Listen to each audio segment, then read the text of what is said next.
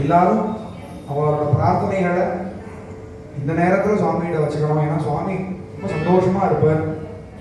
இதே மாதிரி வருஷம் 40 வருஷமா இந்த உற்சவம் நடக்கிறது சொல்றா. இது 40 400 ஆகி இன்னும் ஒரு பக்கத்தில் ஒரு சைபர் போட்டு 4000 வருஷமா அது நடக்கணும். அடுத்த ஜெனரேஷன் பசங்க எல்லாரும் இதே மாதிரி இவா எப்படி ஆரம்பிச்சதை விடாம வாழையடி வாழையா சீரா நடந்துட்டே வரணும் அப்படின்னு எல்லாரும் பிரார்த்தனை பண்ணிக்கணும். எல்லாரும் இதே மாதிரி நல்ல தேக ஆரோக்கியத்தோட இன்னும் 4 பேரை அழைச்சுன்னு வந்து இந்த உற்சவத்தில் கலந்துக்கணும் அப்படின்னு எல்லாரும் பிரார்த்தனை பண்ணிக்கணும் சுவாமிகிட்ட. மாங்கல்யம் பண்ணலாமா? மாங்கல்யம்